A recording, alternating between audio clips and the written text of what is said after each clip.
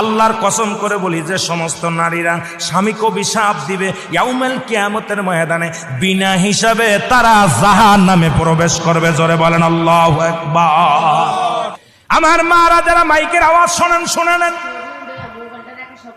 যত আপনার নামাজ, আপনার রোজা, আপনার হজ সব কিছু বরবাদ হয়ে যাবে যারা স্বামীকে লানত করবেন, স্বামীকে যারা অভিশাপ করবেন, স্বামীর বিরুদ্ধে অভিযোগ করবেন, স্বামীর প্রশংসা করবেন।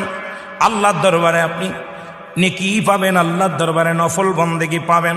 সারা রাত পরে আপনি ইবাদত করেছেন, আর একবার বলেন, আপনার মার কাছে বলেন, বোনের কাছে বলেন, ভাইয়ের কাছে বলেন, ভাইরে তোমার দুলোবাইটা কত সুন্দর, উনি ফরেজগার মানুষ, নামাজি মানুষ, আমাকে ভালোবাসে। যদি স্বামীর প্রশংসা করো, এই দুনিয়ার মধ্যে নফল ইবাদত হয়ে যাবে, তোমার নেকি হবে, আমলনামায় লেখা হবে। নবীজি বলছে অধিকাংশ মহিলারা ওই কিয়ামতের ময়দানে ওই জাহান্নামী অধিবাসী হয়েছে যারা স্বামীর লানতকারী। জোরে জোরে চিল্লায়া বলা যাবে না আল্লাহু আকবার। আল্লাহর নবী বললেন, আম্মা জান খাদিজা বলে, হুজুর এরপরে কি দেখলেন?